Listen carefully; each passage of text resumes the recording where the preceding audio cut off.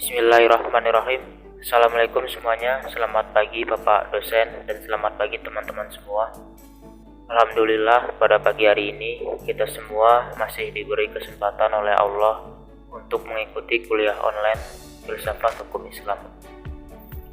Sebelumnya perkenalkan kami dari kelompok 6 yang akan mempresentasikan materi kuliah kita pada hari ini,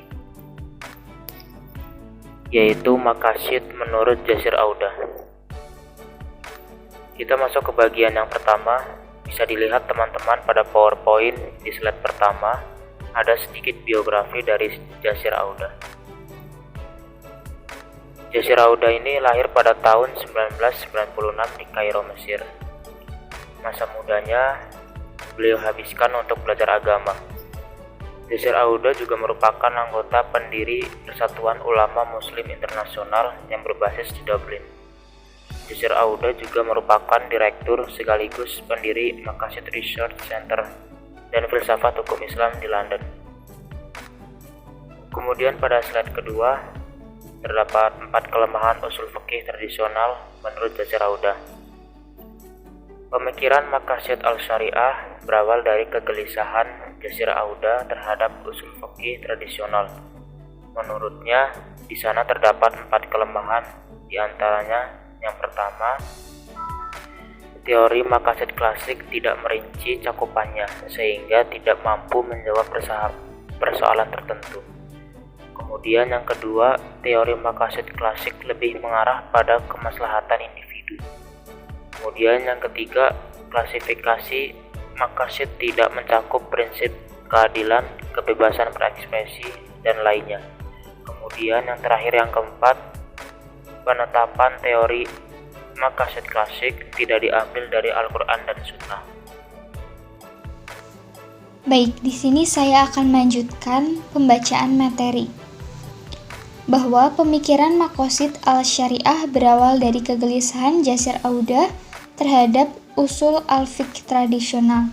Selain kritik terhadap usul al-fiqh, Jasir Audah pun memberikan catatan kritis atas teori Maqasid yang dikembangkan pada abad klasik. Menurutnya di sana terdapat 4 kelemahan, yaitu yang pertama, teori Maqasid klasik tidak memperinci cakupannya dalam bab-bab khusus sehingga tidak mampu menjawab secara detail pertanyaan-pertanyaan mengenai persoalan tertentu. Untuk yang kedua, teori Maqasid klasik lebih mengarah pada kemaslahatan individu, bukan manusia atau masyarakat secara umum, perlindungan diri atau nyawa individu, perlindungan akal individu, dan perlindungan harta individu, dan seterusnya. Untuk yang ketiga, Maqasid klasik tidak mencakup prinsip-prinsip utama yang lebih luas, misalnya keadilan, kebebasan berekspresi, dan lain-lain. Yang keempat, penetapan Maqasid dalam teori Maqasid klasik bersumber pada warisan intelektual fikih yang diciptakan oleh para ahli fikih dan bukan diambil dari teks utama seperti Al-Quran dan Sunnah. Jasir Audah mengemukakan bahwa kesalahan penerapan hukum Islam di era sekarang adalah karena penerapan bersifat reduksionis ketimbang utuh, harfiah ketimbang moral, unidimensional ketimbang multidimensional. Jasir Audah menggagas pendekatan Maqasid sebagai filsafat hukum Islam dengan pendekatan sistem yang bisa dikatakan dengan Maqasid based ijtihad, dengan tujuan agar pendekatan ini melahirkan produk hukum yang sesuai dengan syariat Islam dan mampu mengenai permasalahan secara universal.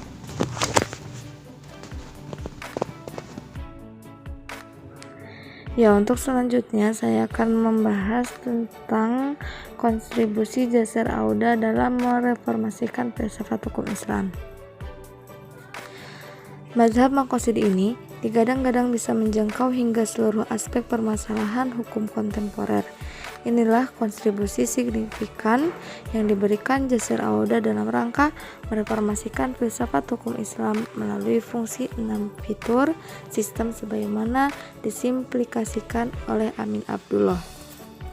Untuk fitur yang pertama yaitu ada fitur kognitif, yaitu memisahkan wahyu dari kognisinya. Maksudnya, mengusulkan sistem hukum Islam yang memisahkan wahyu dari kognisinya itu Artinya fikih digeser dari klaim sebagai bidang pengetahuan ilmiah menuju bidang kognisi atau pemahaman rasio manusia terhadap pengetahuan ilahiyah. Lalu yang kedua ada fitur kemenyeluruhan, yaitu menjadikan seluruh ayat Al-Quran sebagai pertimbangan dalam memutuskan hukum Islam, di mana fitur ini membenahi kelemahan usul al-fiqih klasik yang sering menggunakan pendekatan reduksionis dan atomistik.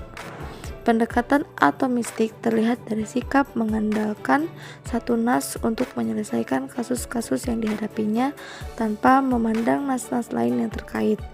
Solusi yang ditawarkan adalah menerapkan prinsip holisme melalui operasionalisasi tafsir tematik yang tidak terdapat pada ayat-ayat hukum, melainkan menjadikan seluruh ayat Al-Quran sebagai pertimbangan dalam memutuskan hukum Islam.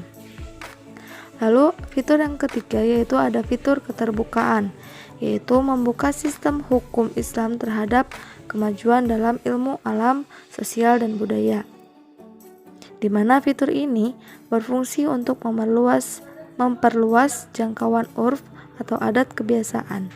Jika sebelumnya urf dimaksudkan untuk mengakomodasi adat kebiasaan yang berbeda dengan adat kebiasaan Arab atau titik tekannya pada tempat, waktu, dan wilayah, maka urf dalam konteks saat ini titik tekannya lebih pada pandangan dunia dan wawasan keilmuan seorang faqih.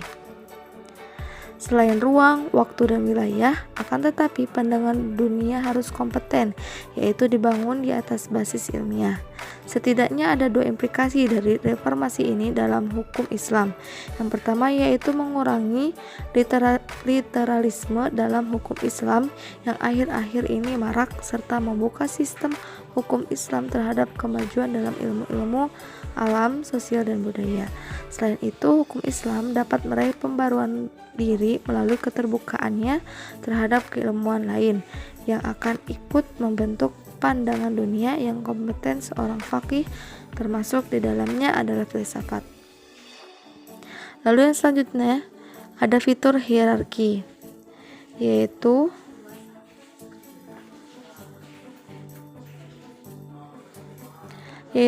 fitur memberikan perbaikan pada jangkauan maqasid dan jangkauan orang yang meliputi maqasid, di mana fitur ini setidaknya memberi perbaikan pada dua dimensi maqasid syariah. Yang pertama, ada perbaikan jangkauan maqasid.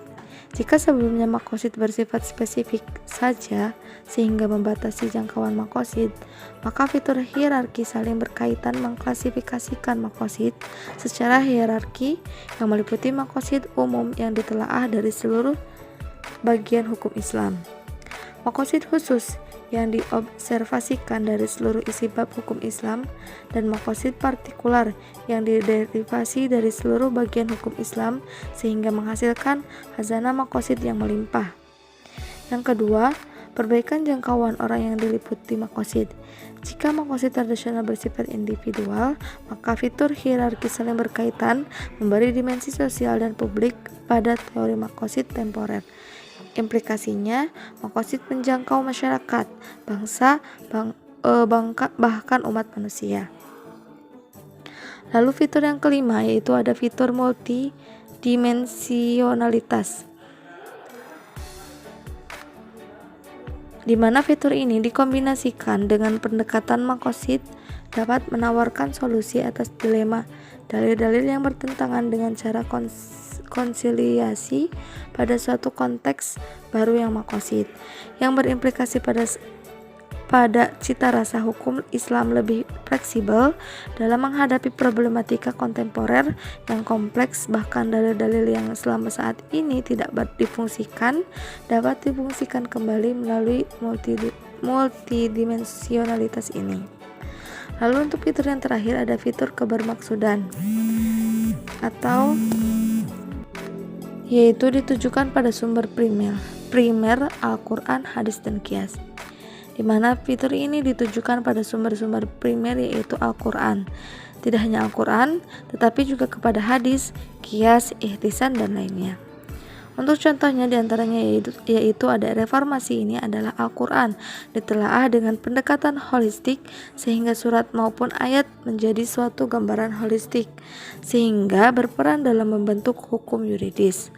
Autentisitas hadis tidak hanya sekedar mengacu pada koherensi sanad matan, melainkan juga ditambah dengan koherensi sistematis. Oleh karena itu, koherensi sistematis dapat menjadi sebutan bagi metode yang diusulkan oleh banyak reformis modern yang berpendapat bahwa autentisitas hadis Nabi Muhammad SAW perlu didasarkan pada sejauh mana hadis tersebut selaras dengan prinsip Al-Quran. Ya, selanjutnya, bukti perkembangan maqasid kontemporer pada abad ke-14 Hijriah. Muncul ulama yaitu Ibnu Asyur yang menguatkan teori maqasidnya sebagai sebuah disiplin ilmu mandiri. Teori maqasid al-syariah semakin berkembang. Awalnya hanya merupakan bagian kecil dari ilmu usul fikih, sekarang sudah menjadi bidang ilmu tersendiri. Pada abad ke-20 Hijriah, muncul ulama kontemporer yang memperkokoh dan memperkuat pilar maqasid al-syariah dan memperkaya dimensi pembahasannya, seperti Syekh Tahir bin Asyur, Syekh Al-Fashi, dan Jasir Auda. Perbedaan teori maqasid klasik dan kontemporer. Teori maqasid klasik menjaga keturunan, menjaga akal, menjaga kehormatan, menjaga jiwa, menjaga agama, dan menjaga harta. Sedangkan teori maqasid kontemporer, kepedulian lebih terhadap perlindungan institusi keluarga, melipat gandakan pola pikir dan riset ilmiah, menjaga, melindungi, dan menghormati kebebasan agama dan kepercayaan, menguatkan kepedulian sosial. Sekian dan terima kasih.